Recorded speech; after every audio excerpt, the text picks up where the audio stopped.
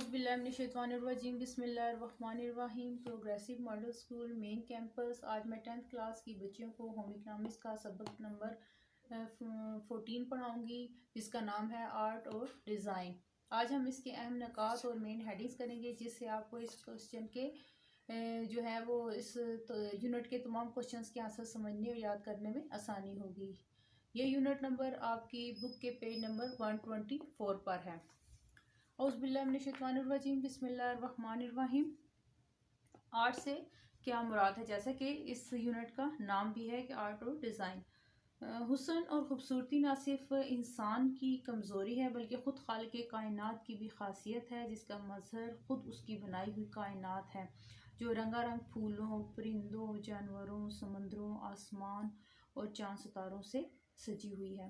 خوبصورتی ایک ایسی خاصیت ہے جس کو ہر کوئی اپنی ذات میں، اپنے سے متعلق ہر چیز میں، ماحول میں اور اپنے گھروں میں جہاں تک ہو سکے اپنانا پسند کرتا ہے، کیونکہ خوبصورتی سے دل، ذہن، نگاہوں کو تسکین حاصل ہوتی ہے۔ اب آرٹ سے کیا مراد ہے؟ آرٹ سے مراد ہر وہ کارآمد چیز ہے جس میں جمالیاتی حس اور خوبصورتی کا احساس پیدا ہو۔ مثلا کمرے میں رکھا ہوا فرنیچر دیکھنے میں تو بہت خوبصورت ہو، لیکن استعمال میں آرام دہ نہ ہو، تو اس طرح لباس دیکھنے میں تو خوبصورت ہو لیکن پہننے میں آرام دہ نہ ہو تو وہ آرٹ کے اصولوں کے مطابق نہیں ہوگا۔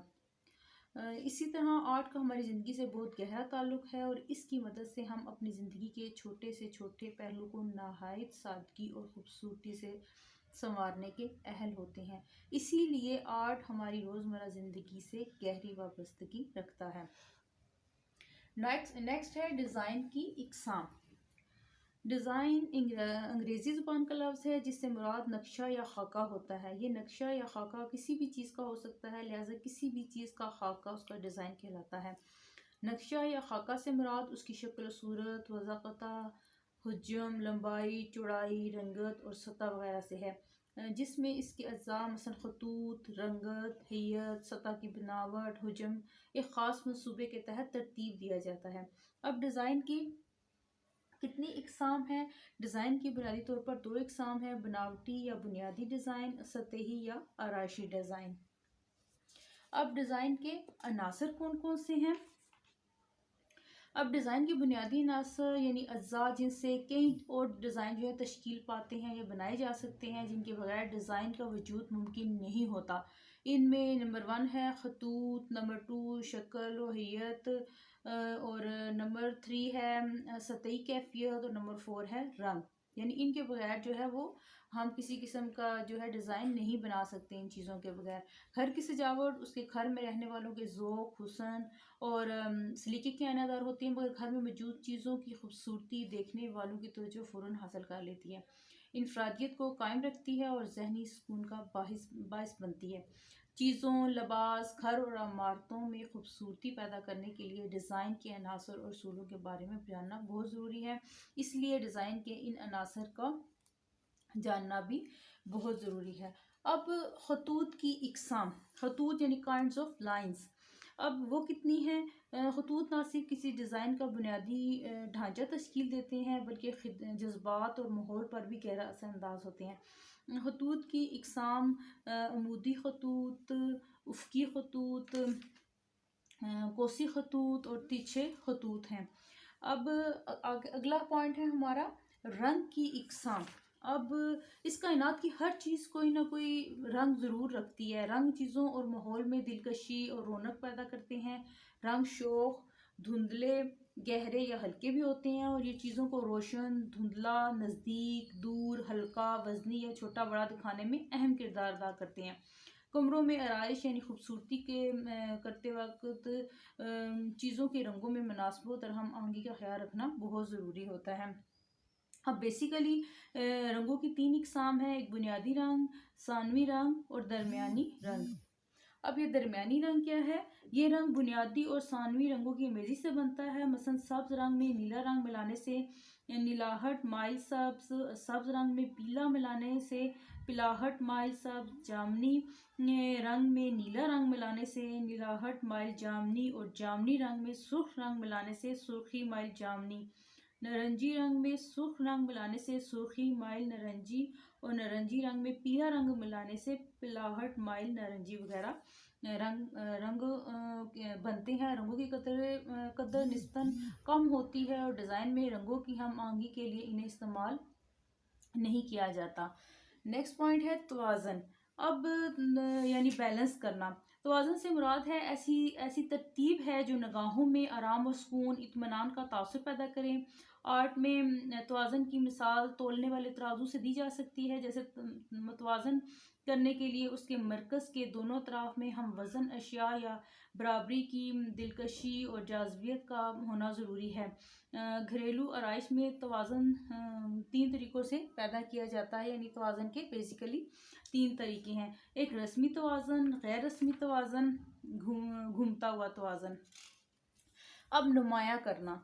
ये आर्ट का ऐसा असूल है जिसके ज़रिए निगाहें सबसे पहले सजावट में अहम तरीन चीज़ या मकाम पर पड़ती हैं और फिर क़ुव्वत कशिश के एतबार से बिलतरतीब दूसरी चीज़ों पर हरकत करती जाती है।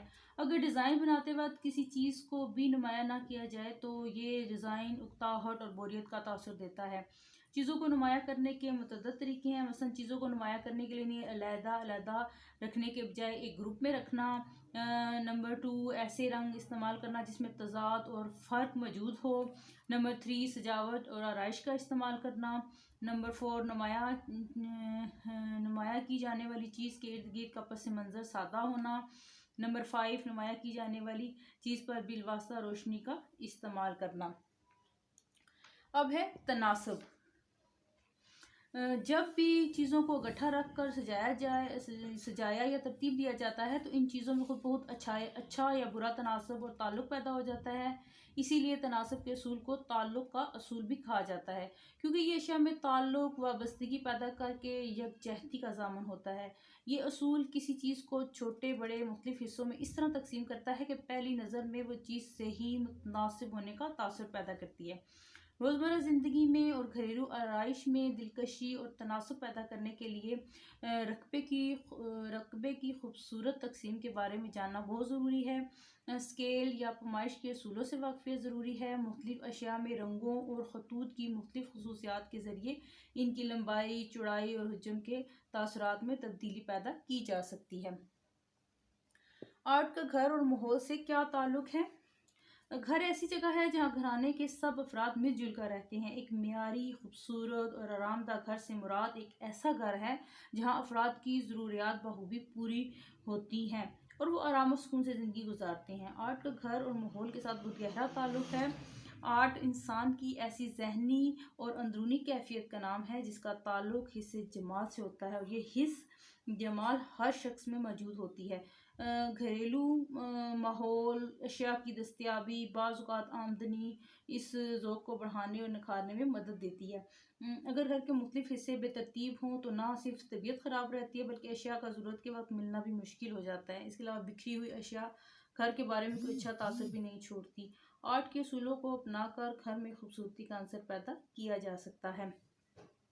मसलन अगर किसी के कमरे में फर्नीचर का इंतखाब और तरतीब आर्ट के असूलों के मुताबिक हो तो यकीनन खूबसूरत और आरामदेह होगा। इसी तरह अगर गुलदानों, गमलों और क्यारियों में फूल आर्ट के असूलों और अनासर को मद्देनज़र रखे के लगाए जाएँ तो घर के बाहर के बरामदों के एक कोने में पुराने मटकों या मिट्टी के गमलों में छोटे छोटे पौधे लगाकर सजावट की जाए और घर के लॉन में आर्ट के असूलों के मुताबिक तरतीब दिया जाए तो घर के बाहर का माहौल ज़्यादा खुशनुमा और पुरकशिश हो जाता है और डिज़ाइन की भी तरतीब जो है वो ख़राब नहीं होती और हर घर की सजावट वहाँ के मकीनों के हुस्न ज़ौक़ और सलीके का अनादार होती है।